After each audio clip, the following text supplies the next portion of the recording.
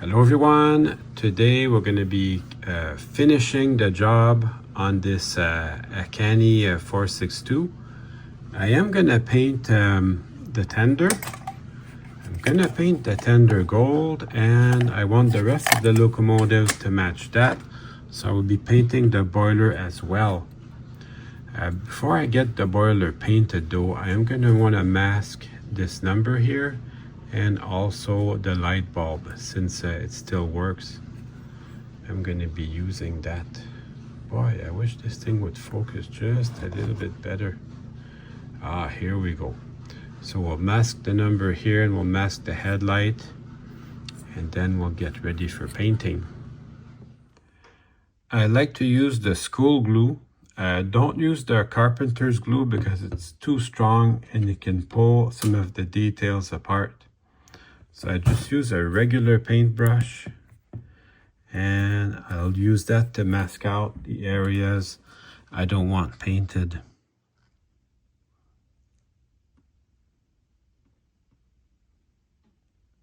And you don't need that much actually. You just need a tiny little bit.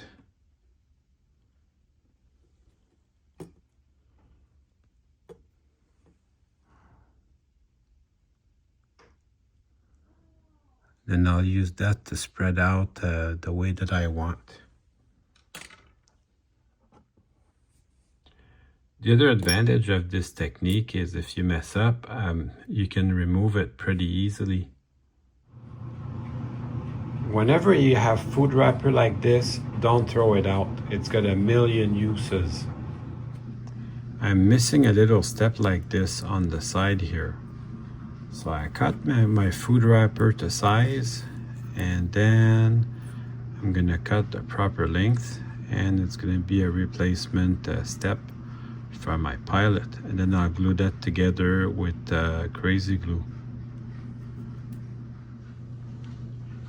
And this will get painted gold, so you won't see much of a difference.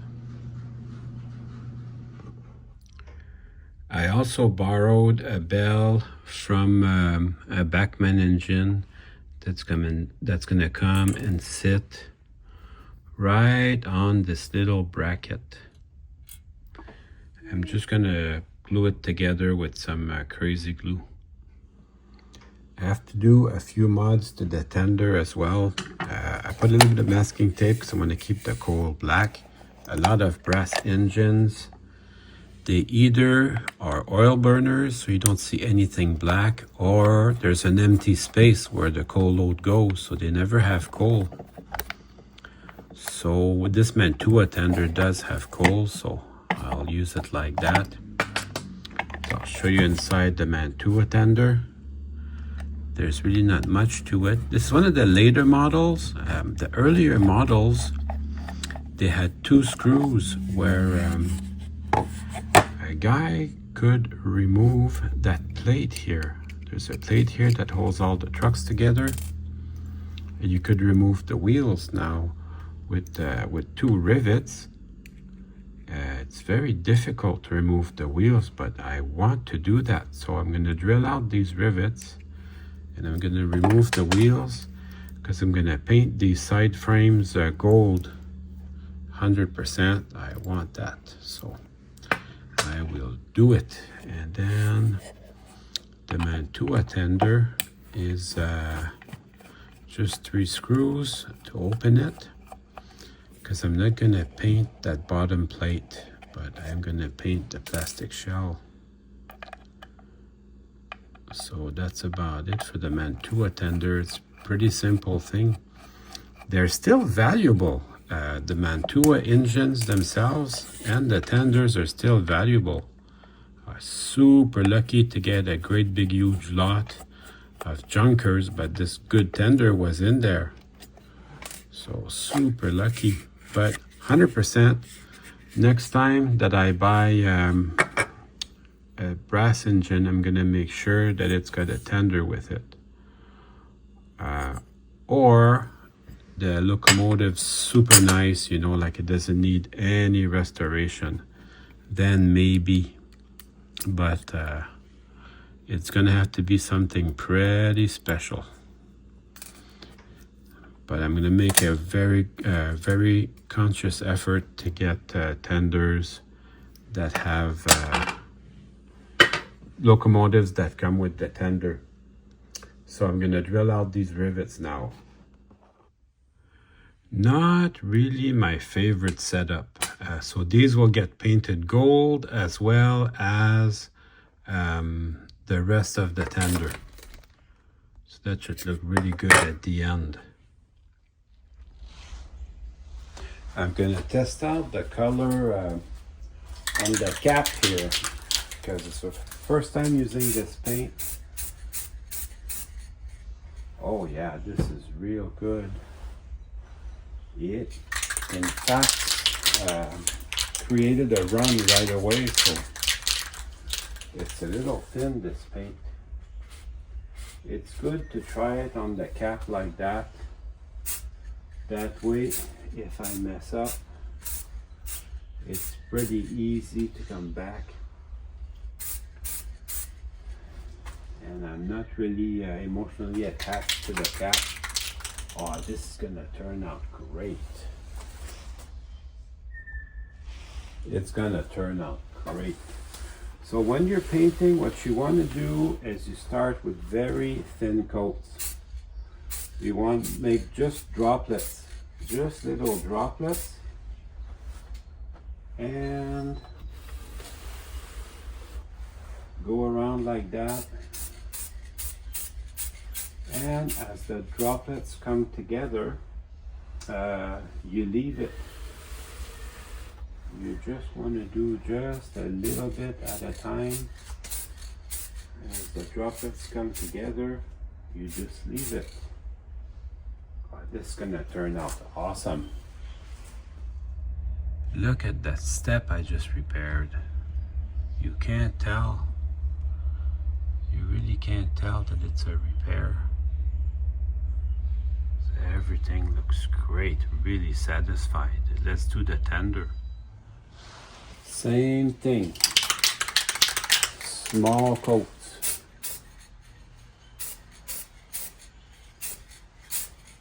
Don't worry too much if it's transparent. Over time, it will become opaque.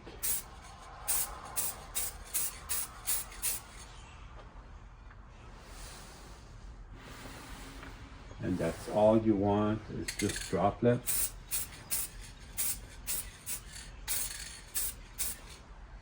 It won't be too long, the droplets will touch each other.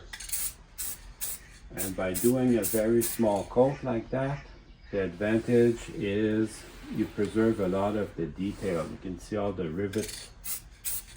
All the rivets are more apparent now. So I'm gonna keep going like that for a little bit. Oh yeah, that turned out beautiful. Look at all the rivet detail. Becomes really obvious. Really pleased with that. I give it a couple of days to dry, but very happy with the result. I'll show you the can so you can get some if you'd like. It's the Rust-Oleum Specialty Metallic. That turned out amazing. So I'm just gonna peel this off. Usually I'll say, you know, while my paint is drying, I'll work on the drive, but turned out this week I did have a couple of days to let this dry. But that is a good coincidence. That worked out amazing. Now I'm gonna put everything back together. I bought some new silicone tubing, so I'm gonna cut. I'm keeping the old one just in case this doesn't work, but I'm gonna cut a size exactly the same as before, so that will be that. The shaft size is 2.3 millimeter, and then the size of tubing is a 2 millimeter inner diameter. But for this particular motor, happens to be just right. That's going to work out great. And I always do that every time I add a part. I keep testing it. This is the lowest setting on my power pack, so that shows very low rolling resistance. Everything works well. Very satisfied with that. I put the drawbar back in, and now I'm going to be resoldering the wire to the brush, the top brush. Then I can reunite the two halves.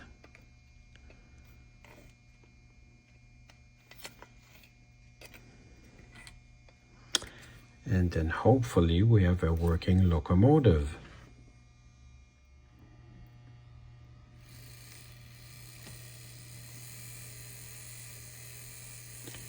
So far so good. I'm going to add the two screws back here and the main screw over here. Excellent. Now I can bring in that last little trailing truck. Put my screw there so I wouldn't lose it. That worked out great actually. I never lost it.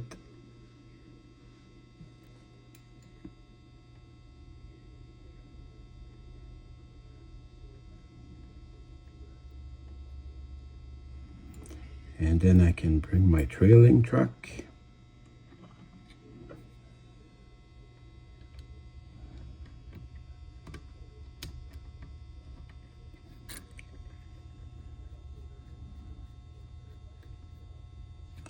Easy breezy, and then I'll bring in the tender.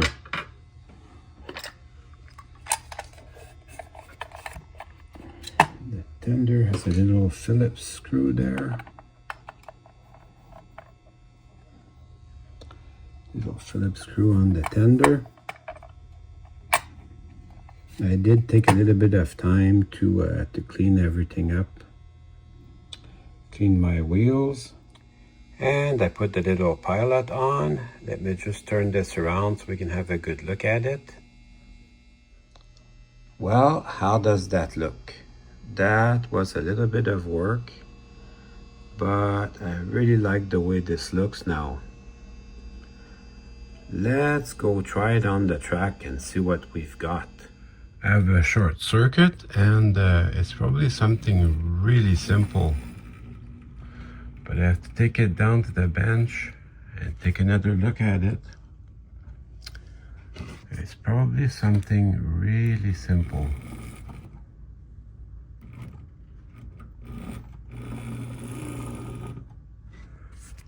So I'm close. But no cigar. Well, there's my short circuit.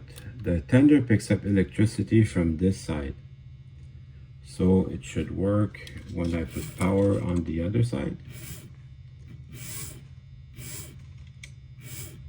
So far so good, and it should not work when I put power here. So there's my short circuit.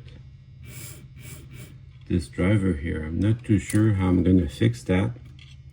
I suppose I will put some traction tire here, and we'll see how good that works.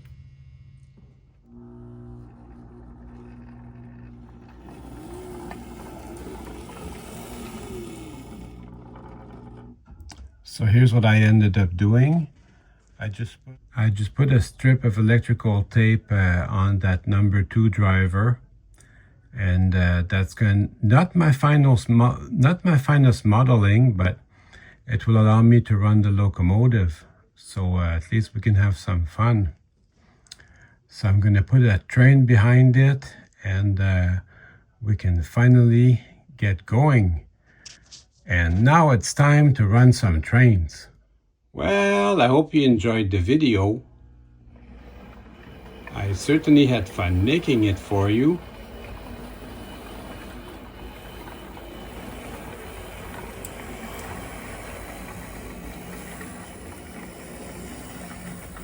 See you soon.